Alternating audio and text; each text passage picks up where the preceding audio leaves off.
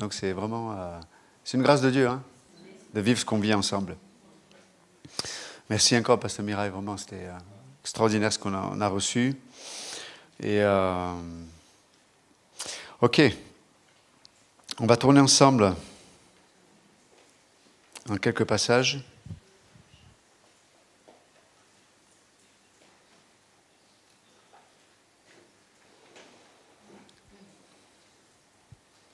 Vous savez, on voit que l'univers est agencé, ordonné, et il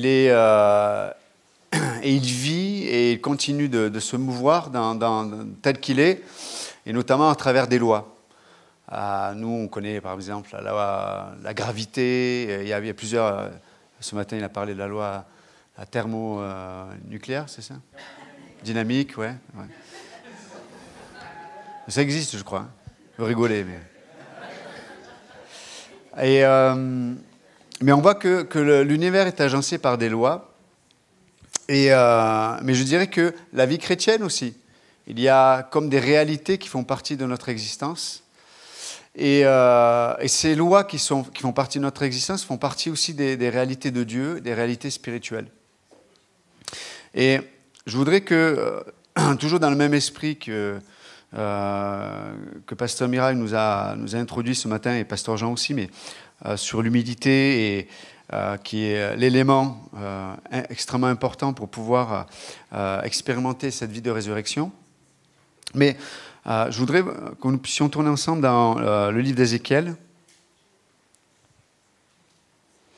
On va lire quelques versets.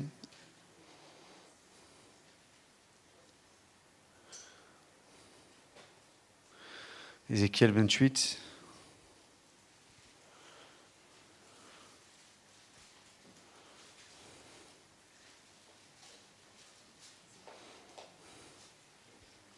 Donc il parle du roi de Tyr, et puis à un moment donné, le texte va nous diriger vers Lucifer.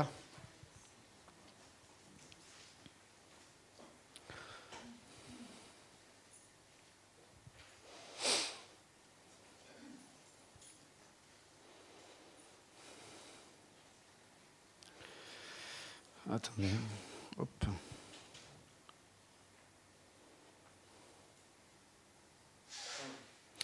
Donc là, il parle des verset 12. Fils de l'homme, prononce une complainte sur le roi de Tyr, tu lui diras, ainsi parle le Seigneur l'Éternel, tu mettais le sceau à la perfection, tu étais plein de sagesse, parfait en beauté, tu étais en Éden, le jardin de Dieu, tu étais couvert de toute espèce de pierres précieuses, de sardoine, de topaze, de diamant, de chrysolite, d'onyx, de jaspe, de saphir et d'escarboucle, d'émeraude et d'or. Tes tambourins, tes flûtes étaient à ton service, préparés pour le jour où tu fus créé. Tu étais un chérubin protecteur aux ailes déployées. Je t'avais placé et tu étais sur la sainte montagne de Dieu. Tu marchais au milieu des pierres étincelantes. Tu as été intègre dans tes voies depuis le jour où tu fus créé jusqu'à celui où l'iniquité a été trouvée chez toi. Et puis après, il continue. On va tourner aussi dans Ésaïe 14. C'est le texte que vous connaissez, hein, pour ceux qui sont enseignés depuis quelque temps. Mais...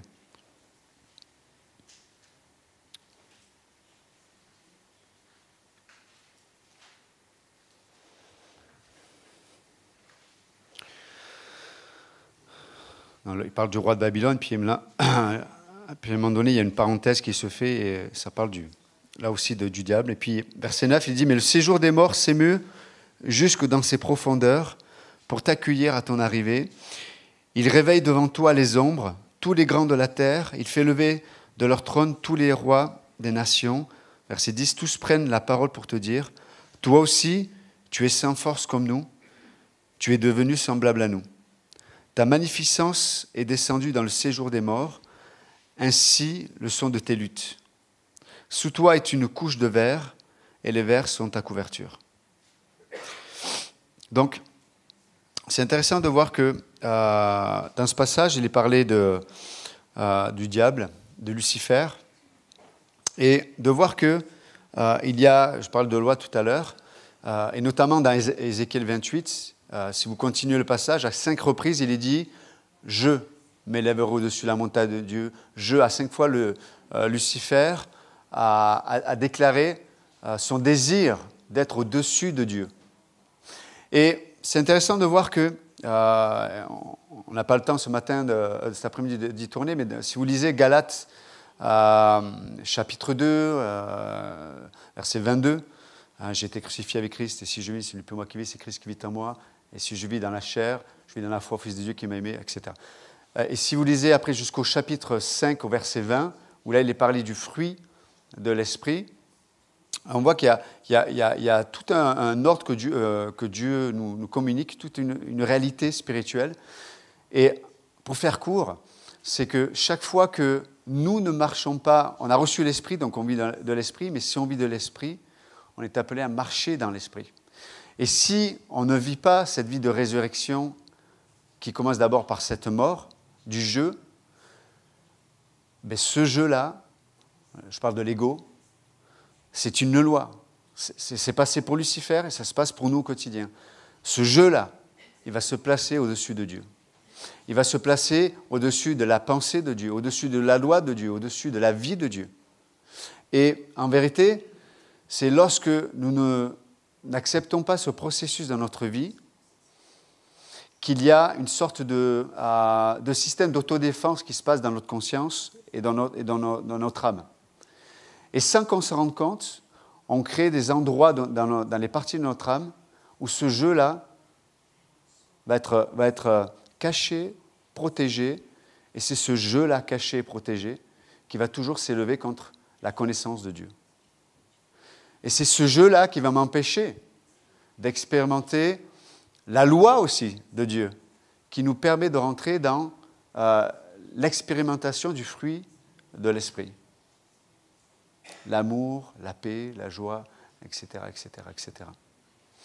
Et c'est pour ça que ce soit Paul dans l'Épître aux Galates ou dans les passages qu'on vient de lire, on voit qu'il y a non simplement une réalité dans ce que l'on va vivre ou ne pas vivre, mais il y a aussi une réalité que, alors que ce jeu va être protégé, gardé et exalté au-dessus de la pensée de Dieu dans certains domaines de ma vie, il est dit qu'on va être couvert d'une couverture particulière.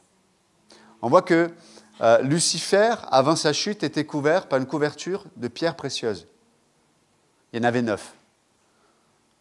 Entre parenthèses, 9 comme les fruits de l'esprit de Galates 5. Donc, il était couvert par ces pierres précieuses, qui sont en fait le fruit de l'esprit. L'amour, la paix, la joie, la patience, la maîtrise de soi, etc., etc. C'était sa couverture. C'était sa couverture, pour le dire autrement, c'était son autorité. C'est ce qu'il pouvait communiquer. Il avait le pouvoir de l'expérimenter et de le communiquer. Par contre, quand il a chuté, l'Écriture nous dit qu'il a pour couverture les vers qui parlent de la mort. Qui parlent de la mort. Pourquoi ? Parce que le ver, c'est ce qui reste de ton corps après que ces derniers vers t'aient tout mangé. C'est ce qui te mange, les vers. Il a une couverture où, en vérité, ce jeu-là, c'est ce qui, en son sein, le fait s'auto-détruire. Ce qui le fait ne pas pouvoir, au moment où c'était important, se soumettre à la pensée de Dieu. Se soumettre à ce que Dieu, dans sa perfection, dans sa sagesse, avait prévu pour les anges comme pour l'humanité. Pour le dire autrement, au lieu que Lucifer, à cette période-là, continue d'expérimenter cette couverture de pierres précieuses, à un moment donné, il est sorti, et il est entré dans un système où sa couverture est devenue la mort. Et c'est intéressant quand on a lu tout à l'heure dans Ézéchiel, ou dans Isaïe, je ne sais plus, mais il est dit, dans Isaïe, il dit, mais tu es comme nous, tu es sans force. C'est intéressant de voir que dans notre vie, de façon pratique, quels sont les domaines où je me vois sans force, sans vie. Ce sont peut-être ces domaines-là où, alors des fois à tort ou à raison, parce qu'on a pu être blessé, parce qu'on a pu être déçu, parce qu'on a pris de mauvaises décisions, pour tellement de raisons, mais en tout cas, il y a peut-être un jeu qui est là, un ego qui est gardé, qui est protégé, et qui fait qu'à certains égards, je suis sans force. Et ma couverture, c'est une couverture de mort. Une couverture qui me ronge de l'intérieur. Combien de croyants aujourd'hui sont rongés de l'intérieur? Ils sont mangés par des vers. Parce que Adam était crucifié quand on s'est converti. On a été crucifié en Jésus-Christ, mais ces vers continuent de nous manger. Et au bout d'un certain temps, on pourra malheureusement voir que ces vers vont atteindre tous les domaines de nos vies. Ça veut dire qu'il y a peut-être un domaine où le jeu n'est pas exposé à la pensée de Dieu, n'est pas exposé à cette couverture de pierres précieuses qui reflète la nature de Dieu. Si ce n'est pas traité avec le temps, ce domaine-là va toucher tous les domaines de ma vie. Je vais filtrer mes relations à cause de ce domaine-là de ma vie. Ma vie de pensée va être liée à ce domaine de ma vie. Peut-être au niveau de mes émotions vont être dirigées, filtrées à cause de ce domaine de ma vie où je suis couvert par ces vers-là. Et je ne peux pas avoir de relation saine. Je ne peux pas accepter même l'écriture, la parole de Dieu, la pensée de Dieu dans certains domaines de ma vie parce qu'il y a cette couverture de vers. Les animaux, les vers. Et c'est extrêmement important parce que l'Écriture nous donne la raison du départ. C'est que Lucifer a dit « je me ferai ». Pour le dire autrement, est-ce qu'il y a un domaine de ma vie où, pour moi, c'est inacceptable d'entendre quelconque conseil venant de la parole de Dieu? J'ai déjà entendu, pasteur, je connais par cœur, je sais, on m'a dit, je connais, je l'ai moi-même enseigné, etc., etc., etc. Mais si mon expérience, dans certains domaines, c'est la mort, je suis sans force. On s'en fout de ce que l'on connaît ou de notre expérience. La question, c'est que Dieu veut amener la vie. Dieu veut nous replacer sous une bonne couverture. Galates 5. Or, le fruit de l'esprit, c'est l'amour. Dieu veut nous replacer sur cette couverture de pierres précieuses. Et juste considérons que, je reviens à la loi tout à l'heure, qui gère l'univers. Si je ne vis pas cette vie de résurrection en vivant cette réalité de la croix dans ma vie, je vais m'exalter. Même si je sais que ce n'est pas bien, vous êtes d'accord avec moi? Mais je vais avoir l'apparence de l'humilité, mais dans mon cœur, il y a une porte qui est fermée à double tour et personne ne peut me dire quoi que ce soit. Et personne n'a intérêt de me dire quoi que ce soit. Or, si on était vraiment dans cette vie d'humilité, on devrait juste se dire, mais ok, oui, j'ai de l'expérience et je ne veux pas le jeter à la poubelle. Oui, j'ai une maturité, je ne veux pas le jeter non plus à la poubelle. Mais en même temps, Seigneur, je veux être sûr, de façon pratique, pas juste théologique ou philosophique, être encore accessible. Je veux être sûr, encore aujourd'hui, que tu puisses me réorienter, me corriger, me discipliner, me résister. Parce que le but de Dieu, et c'est ce que dit Paul dans Galates, c'est pour la liberté que Christ vous a affranchis. Il ne nous a pas affranchis pour que nous soyons sans force, spirituelle, je veux dire. Il nous a affranchis pour que nous soyons réellement libres, d'expérimenter ce dont nous avons réellement besoin. On a dit dernièrement en culte, on disait, mais quand on lit le fruit de l'esprit, ce n'est pas tout ce que tout le monde désire aujourd'hui. Tu poses une question à quelqu'un, tu dis, mais si je vous propose l'amour, la paix, la joie, la patience, la maîtrise de soi, il va dire, c'est ça, je veux ça.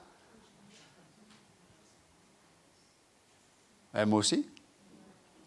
Vous aussi, vous en avez besoin. Moi aussi, j'en ai besoin. Mais il y a un processus.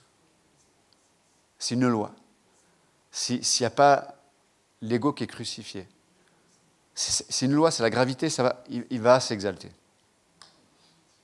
Et il se replace sous une couverture qui va amener l'autodestruction. Et ce n'est pas la liberté que Dieu nous propose. La vie de résurrection, mes amis, et pasteur Mira disait ce matin, c'est une voie sans issue. C'est-à-dire que, c'est une voie unique, pardon. C'est quoi? Sens unique, voilà. C'est bien, ça vous réveille, ouais. On est fiers, hein, quand...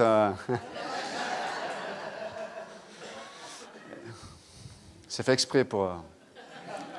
ça vous rend... Mais c'est vrai. Ça veut dire que si je ne vis pas cette réalité, je vais en vivre une autre. C'est comme ça. Et c'est pour ça qu'on a vraiment besoin juste de considérer nos vies et de se dire, mais est-ce qu'il y a des domaines où je suis sans force, mais ces domaines commencent à infecter le reste de ma vie?